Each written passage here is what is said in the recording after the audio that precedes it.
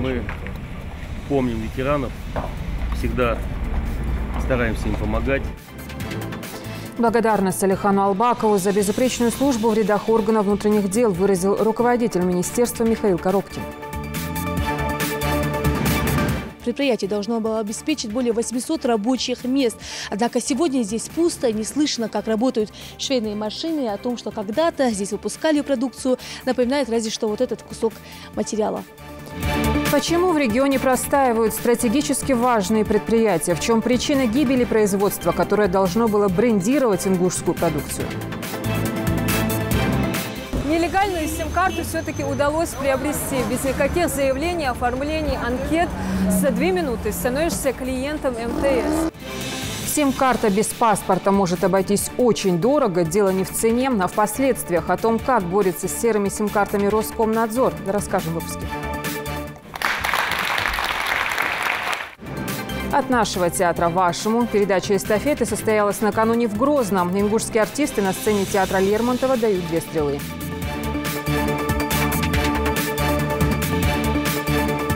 Чемпионат мира подарил. Соперник Витик бар, Холдар. Ну, чемпионат Европы, автоярс мир. Одолел золотого тигра. Ахмед Хашагульгов стал чемпионом мира по пауэрлифтингу на соревнованиях в Екатеринбурге.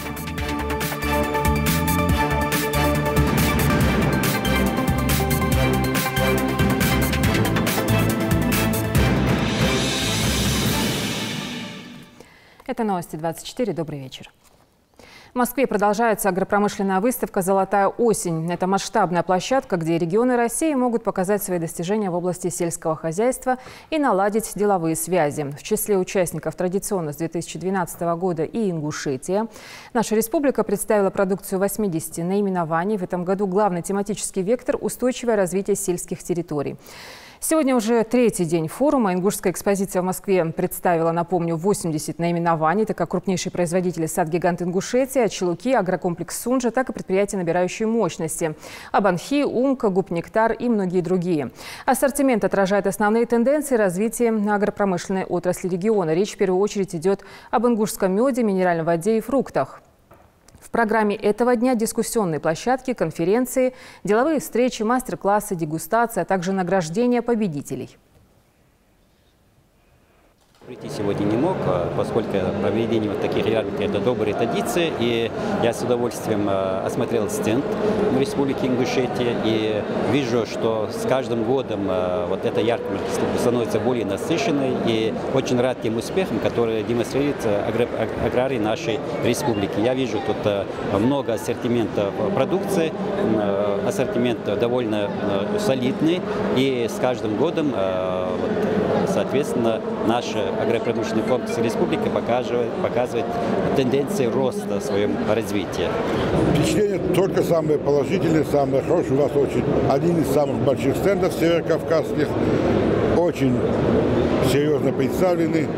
Я знаю не понаслышке о ваших достижениях. Вот сад-гигант, то, что у вас сейчас теплица развивается, в этом направлении вы нас пока в какой-то мере опережаете. Они это заслужили. Те, кто положил свое здоровье, а некоторые из жизни в жертву долга и своей профессии. Сотрудникам Министерства внутренних дел регулярно оказывается материальная помощь. Она прежде всего направлена ветеранам, членам семей погибших сотрудников при исполнении. Это уже стало своего рода традицией. Сегодня министр МВД Михаил Коробкин выехал в селение Далаково, навестил Алихана Албакова. Мы сегодня приехали к вам, чтобы высказать слова благодарности за вашу службу в органах внутренних дел Ингушетии. Спасибо вам. Мы помним ветеранов, всегда стараемся им помогать. Почти 10 лет отданных служению народу, нося погоны на плечах. Выразить благодарность за безупречную службу в рядах органов внутренних дел Ингушетии и за вклад в дело обеспечения правопорядка и защиты граждан. С такой миссией министр внутренних дел республики Михаил Коробкин посетил ветерана МВД Алихана Албакова. Хочу на вашем примере сказать всем действующим сотрудникам, что мы помним своих ветеранов, мы помним вклад каждого ветерана. И каждый сотрудник должен брать пример именно с наших ветеранов, которые с честью, с достоинством отдали свой долг в служении Родине и Республики Ингушетия. Согласно ингушскому этикету, Алихан Албаков сразу же приглашает в дом высоких гостей. Выражая слова благодарности и поддержки от всего Министерства внутренних дел и от себя лично, Михаил Коробкин отметил: мы помним всех ветеранов, стараемся им помогать и тем самым говорим каждому действующему сотруднику полиции: служите честно и добросовестно, как это делали наши ветераны. Дети есть чуть-чуть больные, но ничего, выкопаются. Нет, детей больных будем лечить, то есть дети это наше будущее. Да? Да. И наше будущее должно быть крепким, здоровым и нашей опорой. Когда мы совсем будем старенькими, да, кто нам еще поможет? Кроме наших детей. Да? Вот. А сколько лет детям? Самому младшему 4 годика, самому старшему 25 лет, девочки. 5 девочек, 5 пацанов. Как полагается гостю, Михаил Коробкин пришел не с пустыми руками. От министерства и от себя лично он принес отцу 10 детей подарки: большой плазменный телевизор, продуктовый набор, а также оказал материальную помощь. Проблемы и чаяния людей не останутся без внимания, ведь это родная мне республика, родные мне люди, сказал министр. Хотел вас поблагодарить, что вы приехали, что вы уделили внимание. Спасибо вам. Вам спасибо. Для меня дела и заботы республики вот такие же родные. Да? Мне республика. Спасибо большое. Выражая благодарность за оказанную помощь и внимание, Алихан отметил: такая поддержка и понимание в лице бывших коллег, а особенно министра внутренних дел, это прежде всего осознание значимости моей многолетней работы. Нелегкий путь в тяжелое для республики время сквозь тьму криминогенной стихии. Службу в ОВД он начал в 1998 году. С 2002 года по 2004 сотрудник патрульно-постовой службы милиции общественной безопасности. В 2006 году в распоряжении МВД Республики Ингушетия. И далее список прохождения службы не оставляет сомнений. Лучшие годы жизни Алихан Албаков посвятил соблюдению закона и правопорядка. Сегодня он старший сержант полиции в отставке. Как он сам говорит, национальный покой для меня превыше всего. Это не разовая акция, говорит Магомед Сали Катиев. Оказываемая материальная помощь ветеранам, членам семьи погибших сотрудников при исполнении уже стала своего рода традицией. Хочу говорить слова благодарности в первую очередь министру внутренних дел за ту поддержку и помощь, которую оказывает ветеранам. К примеру, несколько дней назад 18 семей погибших сотрудников уголовного получили материальную помощь. Сейчас больше времени и внимания Алихан уделяет семейным и бытовым вопросам. Дети в восторге. Теперь у них есть больше времени проводить с отцом. Диана Дударова, Адам Мережкова, Адам Далаков, Новости 24. В чем измеряется такое явление, как коррупция? Кто проявляет в большей степени инициативу? Тот, кто предлагает деньги, или тот, кто намекает на их необходимость? Смелые вопросы поднимаются в спецпроекте, организованном Торгово-промышленной палатой страны. Это, по сути, проведение ежегодного независимого исследования. Оно входит в национальный план противодействия коррупции, утвержденным президентом страны. Бизнес и коррупция – несовместимые понятия, так считают организаторы сегодняшней встречи. Сделать предпринимательство полностью свободным. Такую задачу перед собой ставит бизнес-барометр коррупции. Это специальный проект Торгово-промышленной палаты России. С каждым годом он все больше привлекает внимание и вызывает доверие бизнесменов страны. Уже прошел 6-й этап всероссийского проекта, в котором приняли участие более 46 тысяч предпринимателей. Если действительно человек знает свою работу, знает свое предпринимательство, если человек уверен в себе, он никогда не будет платить взятки. И поэтому человек, который работает и проводит свою предпринимательскую деятельность, то он должен обязательно защищать себя и свой бизнес. Итоги 6-го этапа спецпроекта «Бизнес-барометр коррупции» уже подведены. Сегодня представители Торгово-промышленной палаты региона, действующие предприниматели на территории Ингушетии совместно с омбудсменом республики обсудили, какие изменения происходят с момента воплощения проекта в жизнь и насколько эффективна его борьба с коррупцией. Это зло, которое разъедает сегодня наше общество. И в принципе, если какая-то грантовая поддержка, что-то такое осуществляется, да, 70% 60% от 30 до 70%, да, с поддержки. Это кабала. По существу это кабала. Назовем вещи своими именами. Потому что с предпринимателя будут спрашивать, Ведь государство, в глазах государства, человек, который получил государственную поддержку, и он должен дать результат какой-то. В современном мире недобросовестные чиновники все реже берут взятки деньгами. Теперь уже участились случаи, когда бизнесу навязывают товары, работы и услуги сторонних организаций. Вся деятельность спецпроекта направлена на искоренение злоупотребления должностными полномочиями. Он представляет собой независимый опрос предпринимателей, демонстрирующий уровень антикоррупционных настроений в России. Каждый его этап – это 6 месяцев работы. Исследование было начато в 2016 году. С тех пор активно развивается благодаря совместной работе региональных торгово-промышленных палат с предпринимателями. Участвовать в исследовании могут представители малого, среднего и крупного бизнеса. Результаты предыдущих этапов показали, что каждый пятый бизнесмен был вынужден давать взятки в размере от 25 до 150 тысяч рублей. Вот вам живые цифры, которые за последние 2,5 года прокурорами выявлены, это по стране, 600 тысяч нарушений законодательства о противодействии коррупции. В суды направлены более 13 тысяч исков на сумму более 40 миллиардов рублей. Мероприятие стало возможностью не только подвести итоги всероссийского проекта, но и внести свои предложения, поговорить о наболевшем. Анонимные предложения поступили и в ходе встречи. Желание одного из предпринимателей, чтобы СМИ региона тоже принимали активное участие в борьбе с коррупцией. Придавали огласке подобные случаи, а журналисты проводили собственное расследование. На один из вопросов в секретной анкете проекта «Изменился ли уровень коррупции за последние годы в регионе?» предприниматели готовы ответить и не анонимно. Амирхан Ольгов более 30 лет в крупном бизнесе и не понаслышке знает о его слабых и сильных сторонах. Отмечает, что уровень нечистой деятельности действительно снизился. Приятно то, что кто-то заинтересован в том, чтобы предприниматели как-то работали по-честному и к ним относились так же честно, как должны к ним относиться. А то у нас получается иногда, если чего-то нам, предпринимателям, нужно для развития, это обходится наоборот очень с отрицательной стороны, там откаты, раскаты, все это бывает.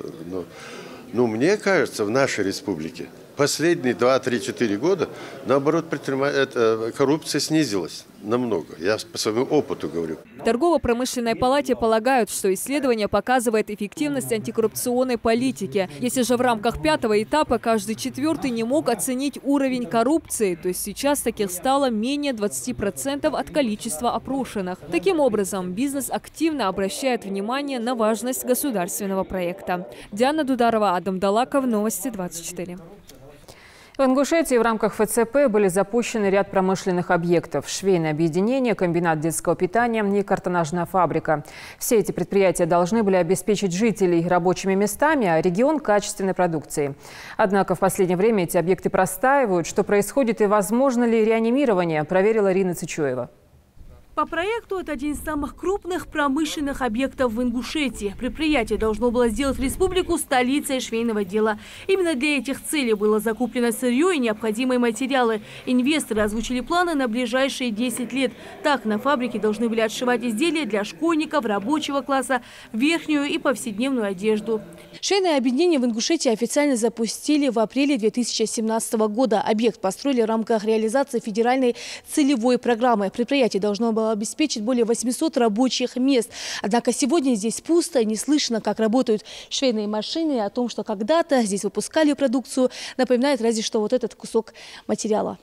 Современные машины требовали профессионалов своего дела. Тогда и было принято решение отправить рабочих на обучение. В какое-то время зал был заполнен, и здесь выпускали изделия. Но потом то ли финансирование закончилось, то ли любовь к швейному делу. Сегодня по факту здесь ничего не работает. Современные машины так и не показали себя в деле. Но местные жители не теряют надежды и ждут, пока объект будет реанимирован.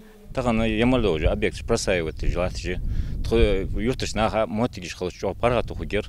Так, юртынах дайман газа, света, коммунальный, ждух ахшар мухулит дадал дейш. Таган хади хамцы холч. Юрт объект запустить я, адлу, но осылда самдори. Юртышнах чо дехрдыш бы. Объект запустить я, цацы белхиш амулун даринаха, халнаха, цалдыш хамдоч, духмбаавен, хална хабибол буачиш манах бах. а ему объекты запустить зори. Каюртыш на каюртыш республика, что она уже объекты жерешь. Это не единственный объект, который простаивает в промзоне Али-Юрта. Сотни упаковок детского питания, заброшенные склады и техника, которая, видимо, соскучилась по работе. Открытие промышленного объекта в свое время было большим подарком для всей республики. Рабочие успели даже отправить детские смеси в 4 региона России. Вот последняя каша, которая вышла из стен этого завода, это ешка, каша кукурузная для детей от 6 месяцев. С тех пор здесь продукцию больше не выпускали. Сегодня у предприятия большие долги перед ресурсоснабжающими организациями. За газ и свет комбинат должен больше 400 тысяч. И это не считая задолженности перед рабочими. Многие из них прошли обучение в известных заводах страны, получили дипломы и сертификаты, которые вследствие им не пригодились. Но и здесь не теряют надежды и надеются, что при определенной поддержке предприятие вновь заработает. Бог похож на хбари. Бог похож специалисты, ир оборудование, да вот специалисты, царь амбе, кегин хбар уз Бог биш. Слушаем образование уж. Экшен уртары нясиры, алюртары. Эш кегин ах бисыр. Езарплат сахалчи, хамт сахалчи. Расположение там заузлатыр. Тхонча аух дыры люрт бахшнаха, кегшнаха. Ермуя оборудование, дик оборудование уже ерму комбинат латыр. Еще один объект, который простаивает, это фабрика по производству гофрокартонных изделий в городе Карабулак. Предприятие должно было обеспечить жителям города более сотни рабочих мест. Однако и этот завод не работает уже несколько лет. Рина Цычоева, Асхаб Белакиев. Новости 24. В 2019 году в Северокавказском федеральном округе было изъято более 5500 незаконно распространяемых сим-карт. Об этом сообщают в Роскомнадзоре. Регистрация через подставных, нелегальная реализация, если это просто часть авантюрного дела, еще полбеды. Куда страшнее, когда любой гипотетический преступник или вербовщик может обзавестись качественной мобильной связью, не засветив при этом никаких личных данных. Репортаж Дианы Дударовой.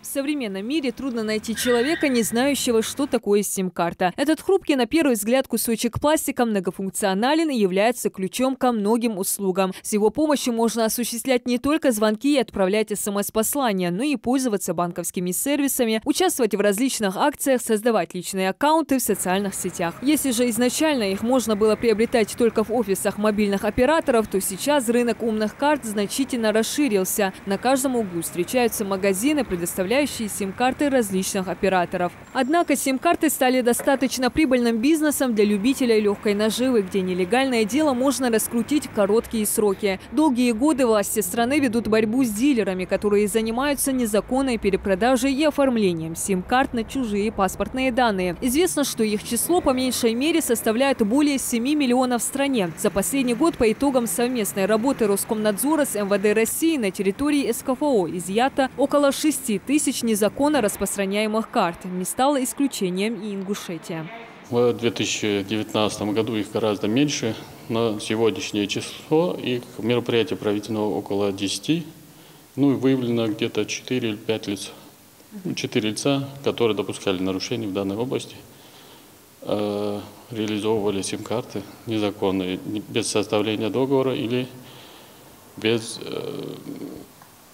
соответствующей документации. Мнение жителей республики насчет подключения к удобному оператору без обязательств за определенную сумму разделились. Одни не видят в этом ничего зазорного, другие за пластиковой карточкой идут только с паспортом и оформляют исключительно на свое имя. Кажется, это намного легче купить с паспортом. Потом уже, если какая-то проблема со связью, я могу уже обратиться к оператору и без проблем решить свои вопросы. О возможности приобрести серые симки без удостоверения личности большинство жителей осведомлены, даже если не пользуются такими услугами. Однако радует то, что многие находят это неудобным и предпочитают оформлять номер абонента на свое имя. К тому же хорошо знакомы с преимуществами законной покупки. Так, к примеру, в случае утери собственной карты можно в ближайшем офисе оператора ее восстановить. Естественно, для этого понадобится паспорт клиента. Говорят, может потом паспорт принести, потом оформить. Вот так только. Отправил, что паспорт данным, да, чтобы кинуть. Вы покупали сим-карту с паспортом или без? Без. Эта сим-карта оформлена не на меня, она на мою сестру, она ее с паспортом покупала, то это давно было. А пользуетесь вы? По данным Роскомнадзора Ингушетии, среди изымаемых карт чаще всего встречаются иногородние. По словам клиентов, их тарифные планы выгоднее местных. От таких предпочтений, конечно, страдают региональные операторы связи. Население считает эти сим-карты более выгодными, так как на услуги связи там цена чуть ниже. Но в итоге неизвестно, на кого оформляется данный номер. Оформляется ли на того, кто приобретает. И в последующем, есть ли опасность или безопасность того пользования данными услугами связи.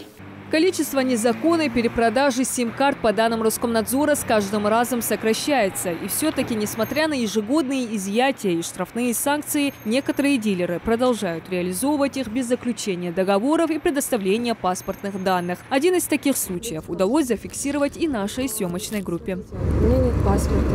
Я могу приобрести сюда.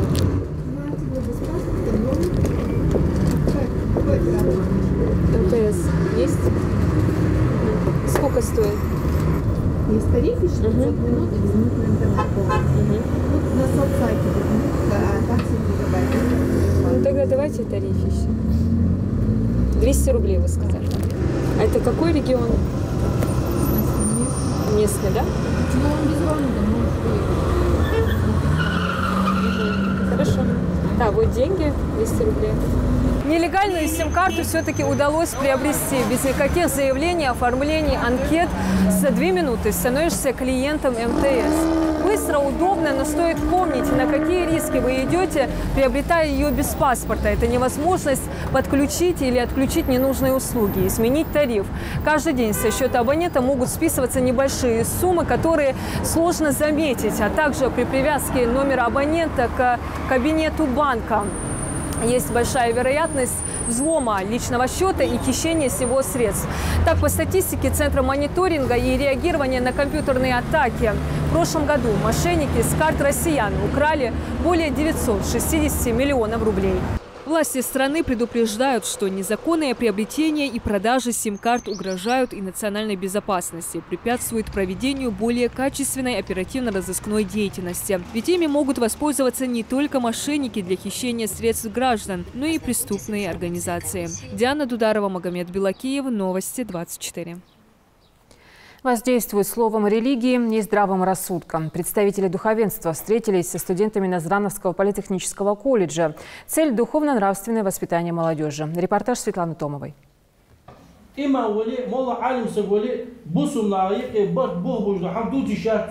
Помочь встать на правильный путь, получить пользу для дальнейшего духовного роста – вот цель этой встречи, отметили религиозные деятели. Мероприятие, посвященное профилактике терроризма и экстремизма, как предостережение от опасной чумы нашего времени. Молодые люди, зачастую в силу своей импульсивности, сами того не подозревая, могут нанести вред как себе, так и окружающим. Юные слушатели колледжа, благодаря приглашенным гостям этой встречи, в частности имама Хызыра Цалоева, подчеркнули для себя актуальные вопросы и ответы на них.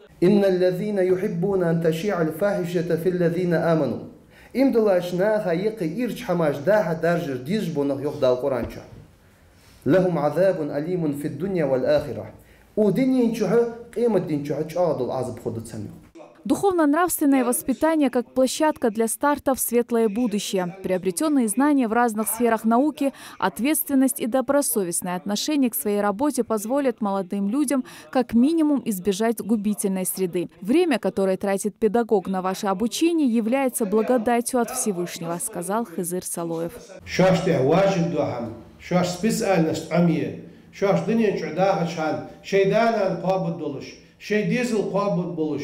شاش يأسس كل يوم شخد دولجة شاش بيسأل نستعمي أردن نخدشه بس عميره ويقولشنو عليه الصلاة والسلام واجب ضيق لا أوس هذا يحكي شو أخيشش دالت واش عمت ضي واش شيء خزح يوي. Социальные сети также не обошлись стороной. Часто молодые люди, посещая в сети тот или иной форум или чат, сталкиваются с горячими обсуждениями каких-то событий. Отсюда и конфликты, перетекающие уже в реальную жизнь. Обсуждение или комментирование конкретного человека, в частности брата по вере, противоречит нормам ислама. Учащиеся колледжа понимают, такие встречи, особенно с представителями духовенства, пойдут только на пользу нашей молодежи. Там бачдош хияздош дол хамайрлята цхлёдош дол хамагдицер сунжа хакалдош бакахдош камафиктер со вайн ишш хамадат. Мы будем придерживаться всех советов, которые нам давали имамы. Да, и не будем совершать ошибки. Интернет аляса я учусь, это шлется я учу. Харч хаманта лайк сутиш махул алваш адарса. Цуёш мяч комментарий связишь. Харца бака подписываться тедеш. Выражая благодарность гостям встречи, организаторы отметили высокую пользу подобного общения для молодежи, а именно для студентов этого колледжа.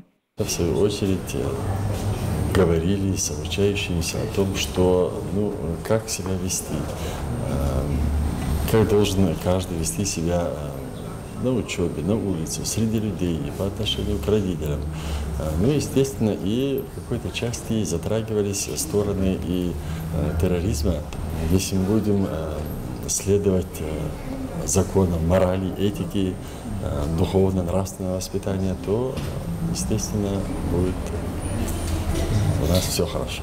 Наилучшие пожелания студентам и их педагогам, в свою очередь, оставили представители духовенства. Ежеквартальные встречи с участием религиозных деятелей уже стали традицией колледжа. Светлана Томова, Адам Мережков, Магомед Белакиев. Новости 24. Торжественная церемония передачи символа года театра прошла в Грозном. Символический веер коллегам по сцене вручили представители ингушской делегации. Мероприятие состоялось на сцене Государственного русского драматического театра имени Лермонтова в Грозном. Наши артисты показали спектакль из «Тьмовиков» по мотивам романа классика ингушской литературы Идриса Базоркина. Также в программе этих гастролей спектакль «Две стрелы». Далее театральный марафон переместится в Дагестан. Амина Бокова расскажет. Позолоченный веер с изображением гербов всех регионов России 3 дня был в Ингушетии. Теперь пришло время передать Чечне символ театрального марафона, в котором принимает участие вся страна. Пару дней назад Республика Ингушетия принимала марафон Ставропольского края. И пару дней Ставропольский край нас очень удивил своим спектаклем. Сегодня для нас выпала честь передать эстафету марафона Чеченской Республики. Сегодня несколько спектаклей, сегодня-завтра нас русский театр вам покажет для чеченской публики. Надеюсь, вам очень сильно понравится.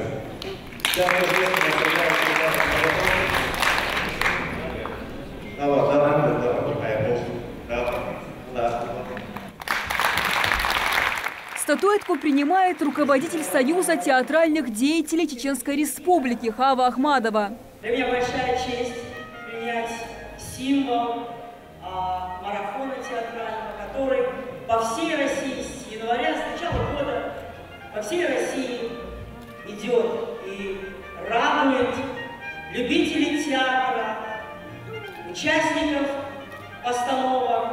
Что могу сказать?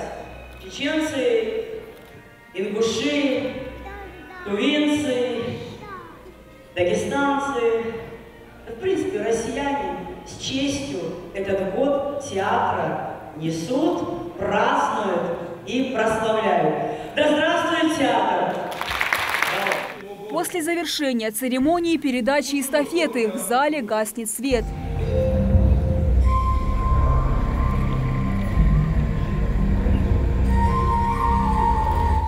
Восход красного солнца озаряет кромешную тьму. Ингушский зритель сразу узнает фирменное начало спектакля из «Тьмовиков». На сцене появляются Зарук, Алой, Наси и другие персонажи романа Идриса Базоркина.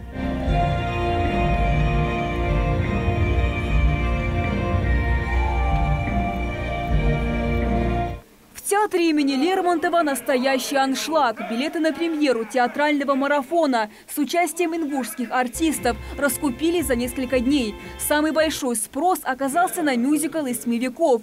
О нем чеченские зрители слышали давно. Но возможность увидеть воочию музыкальную версию романа классика ингушской литературы появилась только сейчас.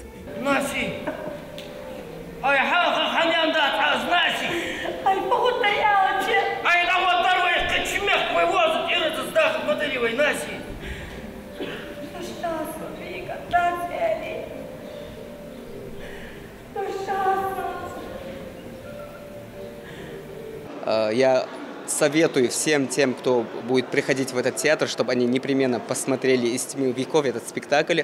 Я не понаслышке уже знаю, что этот спектакль, который здесь сегодня будет проходить, он будет очень поучительный и очень интересный. Познакомиться с творчеством других национальностей очень интересно, открываешь много нового для себя и интересного.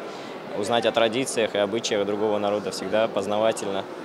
Мюзикл уже давно стал визитной карточкой музыкально-драматического театра Ингушетии. Неудивительно, что именно его решили привезти в Грозный. Помимо захватывающего сюжета, раскрывающего во всей полноте культуру и быт ингушей на рубеже 19 и 20 века, постановку украшают обилие танцевальных номеров и вокальных партий главных героев.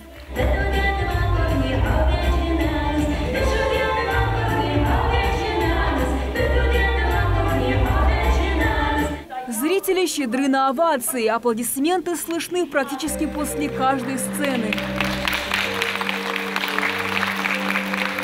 Помимо мюзикла, ингушские актеры привезли еще один спектакль. Его планируют показать на следующий день. Это юмористическая постановка по пьесе Александра Володина «Две стрелы». На первый взгляд пьеса мало ассоциируется с ингушской культурой. Но режиссер театра поясняет, в выборе конкретно этой постановки кроется большой смысл. «Две стрелы» – это такая очень актуальная тема, тем более в сегодняшнее время, потому что у нас куда ни глянь, везде идут междоусобные войны. И мы бы хотели просто вот этой истории двух стрел, где выпускаются две стрелы и впервые убивают соплеменника. И финальные фразы главы «друг на друга, брат на брата» – это конец. Хотели этим спектаклем как-то, будем так говорить, уберечь зрителя, сказать, что хватит уже двух стрел. Пора, наверное, все-таки и жить, и общаться, и ездить друг к другу, заниматься созиданием, а не разрушением. От Владивостока до Калининграда театральный марафон будет путешествовать по всей России. Завершится эстафета 18 января в самой западной точке страны – Калининграде.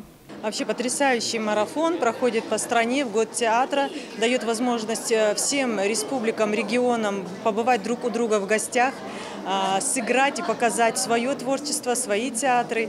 Это просто потрясающая возможность, которую нам дали. Подобные мероприятия, они очень способствуют духовному просвещению всей нации, можно сказать, потому что зритель, который бы не мог представить себя в зале, смотрящего там ставропольский спектакль, сегодня из 7 веков Русского драмтеатра Ингушетии,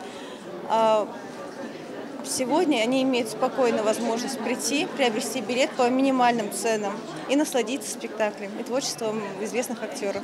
После завершения гастролей наших артистов в Грозном Чечня передаст эстафету Дагестану, где также пробудет с гастролями 3 дня. Подведение итогов всероссийского марафона состоится на Международном культурном форуме, который пройдет с 14 по 16 ноября в Санкт-Петербурге.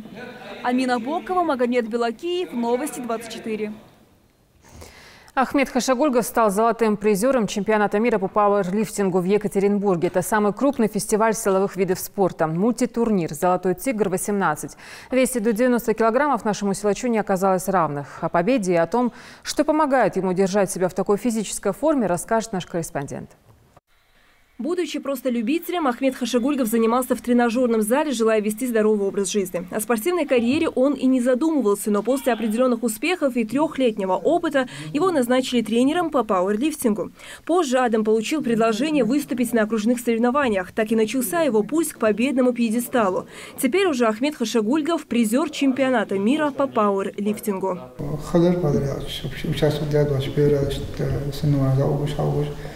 سنو زمو опыт там набрать меня эскопо России там лахатадыр чемпионат Европы холдар конечно чемпионат Европы марка бестать мне как марка уже питание هم خلوا كلها марка десا марка того уже сразу хлопцов что делать в этом сане что а чемпионат мира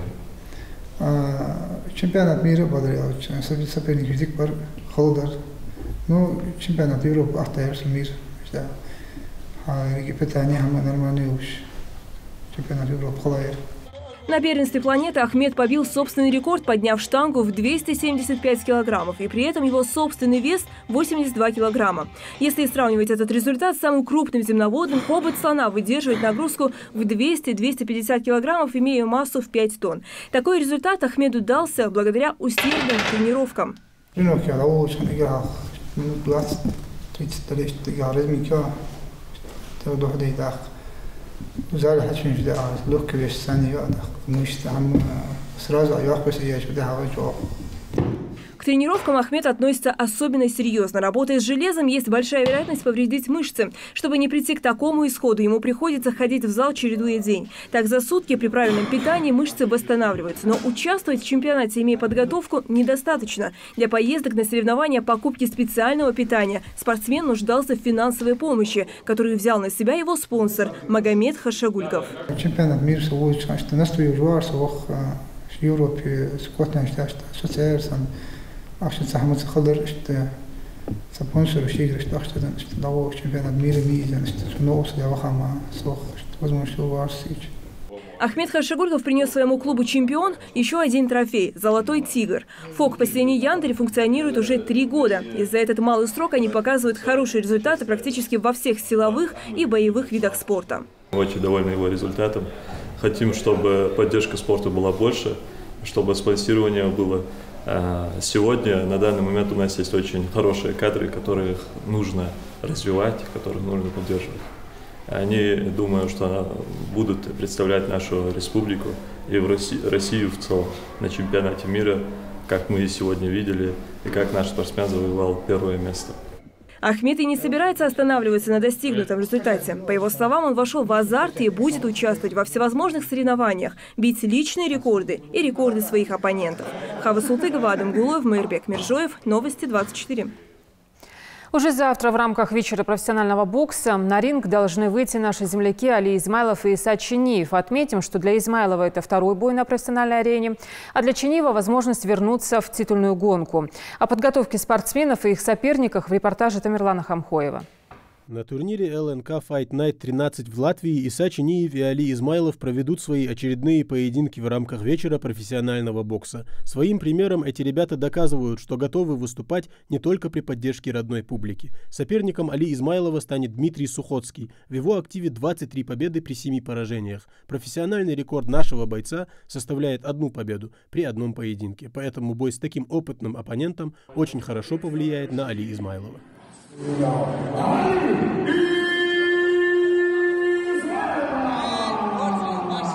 Иса Чиниев в своем недавнем поединке потерпел поражение от Ричарда Комми. В потенциале ингушского бойца поклонники таланта Чиниева никогда не сомневались, поэтому возможность вновь вернуться на победную тропу нашего земляка только вдохновляет на усердные тренировки.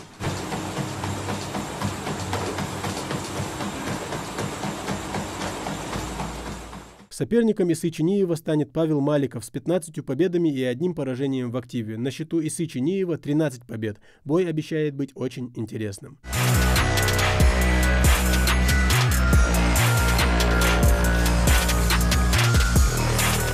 На данный момент наши земляки находятся в Риге, где продолжают подготовку к боям. Турнир начнется в 19:00 по московскому времени. Тамерлан Хамхоев, Новости 24.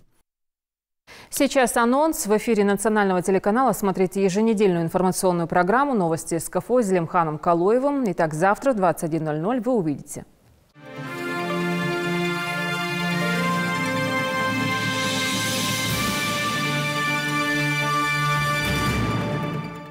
Плещутся рыбки в пруду. Новые обитатели водного царства. 9000 малевок выпустили в Сумжинский, Карабулакский и Малгобекский водоемы Ингушетии. Зима близко. Как не замерзнуть, когда с финансами проблема? Помочь нуждающимся может каждый. Достаточно просто не выбрасывать те вещи, которые вам уже не нужны. Например, одежду, которая стала мала, либо бытовые приборы. Многодетным и малоимущим семьям Ставрополя бесплатно раздают вещи. Четвероногие могут остаться без крыши. Хотим как-то, чтобы нашлась, может, какая-то территория, чтобы можно было провести коммуникации, потому что чистота. В Карачаево-Черкесии волонтеры-зоозащитники лишились здания для приюта бездомных животных.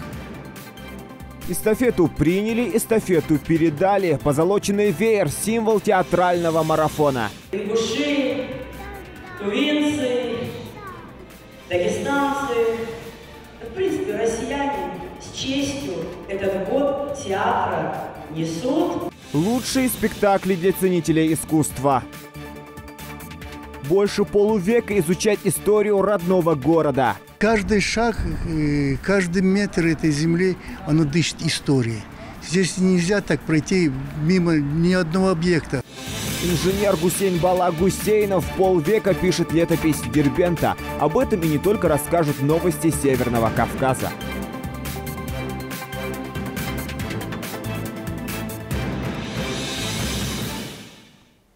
Следите за новостями на канале Ингушетии. До встречи в эфире.